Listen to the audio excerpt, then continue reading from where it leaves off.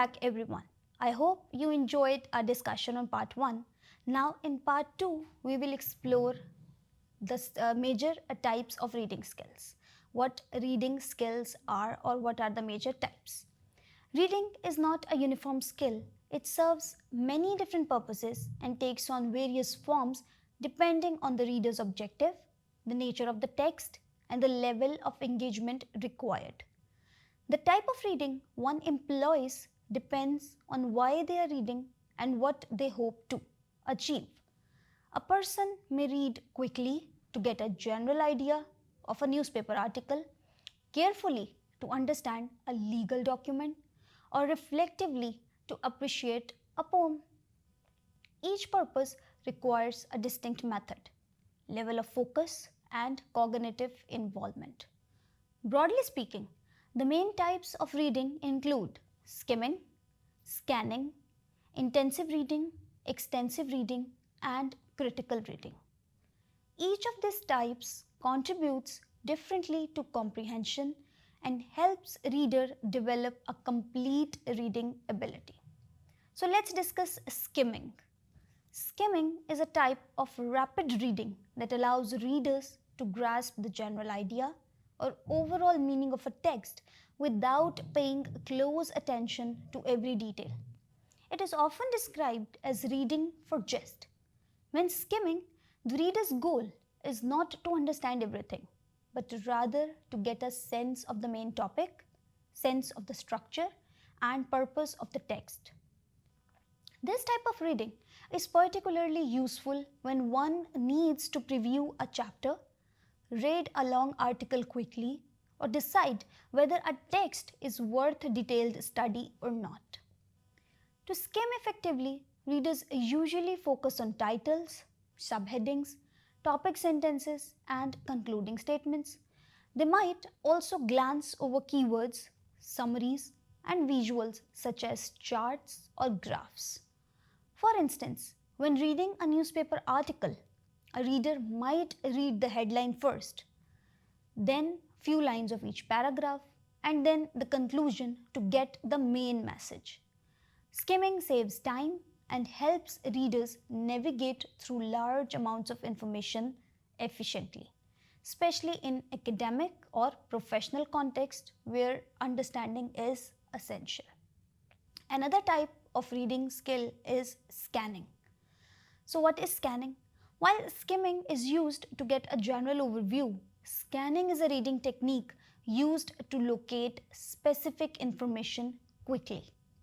It involves moving one's eyes rapidly over the text to find particular words, phrases, numbers, or facts without reading the entire passage. Scanning is often used when searching for a phone number in a directory, looking for a specific date in a historical text, or finding the answer to a factual question in a reading comprehension exercise.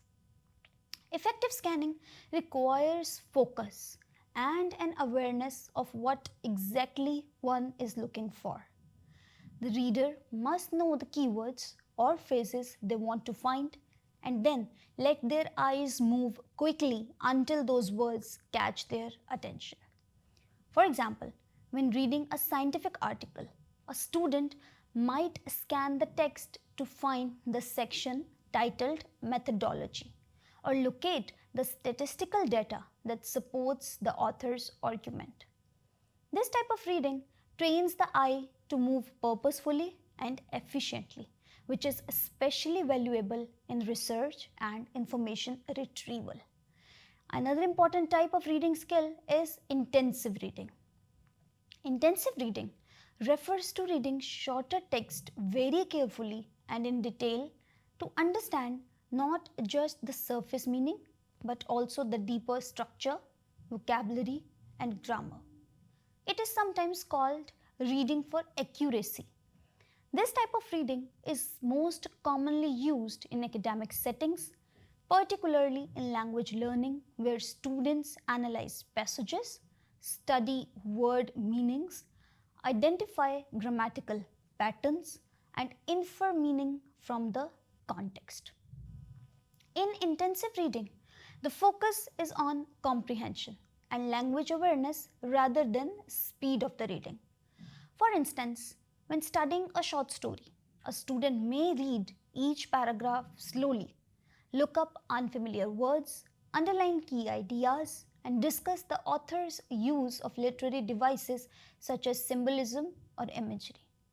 Intensive reading often involves follow up tasks such as answering comprehension questions, translating sentences, or summarizing paragraphs. This approach develops precision and analytical ability, but because it is time consuming, it is best suited for short text rather than long novels or articles. Then we have extensive reading. Unlike intensive reading, extensive reading involves reading large amounts of material for pleasure, general understanding, or overall language exposure. The focus here is on fluency and enjoyment rather than detailed analysis.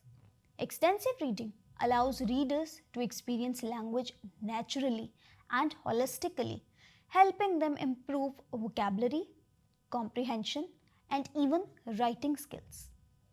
Examples of extensive reading include reading novels, magazines, online blogs, or short stories in one's free time.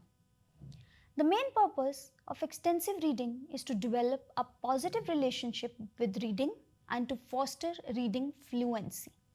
It allows the reader to understand the general meaning without worrying about every unknown word or grammatical detail. Teachers often encourage students to choose materials at or slightly below their language level so that reading remains smooth and enjoyable. For example, reading graded readers, comics, or simplified novels helps learners develop confidence and fluency. Over time, extensive reading increases speed, comprehension, and cultural understanding, making it an essential part of language learning and lifelong literacy development. Next is critical reading. Critical reading represents a higher level of reading that goes beyond understanding content.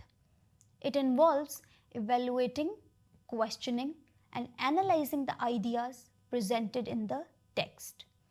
A critical reader does not passively accept everything a writer or author writes. Instead, they examine the text's purpose, argument, evidence, tone, and potential bias. Critical reading is especially vital in the academic world where students must form independent judgments about text rather than simply summarizing them. In this type of reading, the reader asks questions such as what is the author's main argument? What evidence supports it? Is the reasoning sound? Are there any hidden assumptions or emotional appeals? For example, when reading a persuasive article on climate change, a critical reader might assess whether the data used is credible, whether the sources are trustworthy, and whether opposing viewpoints have been fairly represented. Critical reading enhances analytical thinking, promotes intellectual independence, and helps readers distinguish between fact, opinion, and manipulation, an essential skill in today's information rich world.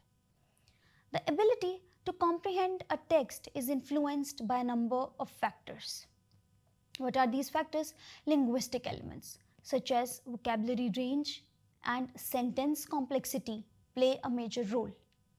If a reader lacks a sufficient vocabulary or struggles with complex grammar, understanding becomes difficult for the reader. Cognitive factors like attention span, memory, prior knowledge also affect comprehension. Furthermore, affective or emotional factors such as motivation, interest level, or anxiety can enhance or hinder reading performance.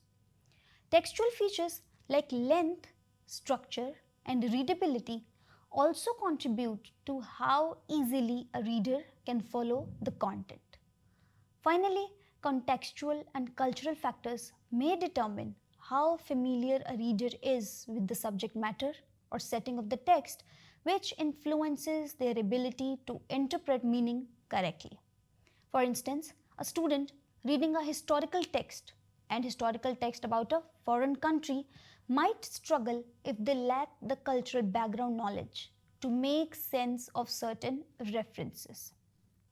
To overcome such challenges, readers can employ a variety of reading strategies that improve understanding and retention. These strategies can be divided into three main stages: pre reading, while reading, and post reading. During the pre reading stage, readers should preview the text by examining the title, headings, and visuals to form an initial idea of its content. They should also activate prior knowledge by asking themselves what they already know about the topic and set a clear purpose for reading, whether it is to find information, analyze arguments, or simply enjoy the text. During the while reading stage, readers engage actively with the material by annotating, underlining key points, asking questions, and making predictions. They can also use context clues to infer the meaning of unfamiliar words instead of stopping frequently to look up definitions. The post-reading stage involves consolidating understanding through summarizing, reflecting, discussing the text with peers, or connecting it to real life situations. The three-step approach encourages active engagement and deeper comprehension. In conclusion, reading is both an art and a skill that connects the mind of the reader with the world of ideas. It enables individuals to learn independently, think critically, and engage creatively with the texts of all kinds. A skilled reader not only absorbs information but also analyzes, interprets, and transforms it into knowledge, insight, and action. As George Martin wisely said, a reader lives 1,000 lives before he dies. The man who never reads lives only one. In our next session, we will discuss another interesting topic. Thank you for staying engaged, and I look forward to hearing your thoughts in our discussion forum. Thank you.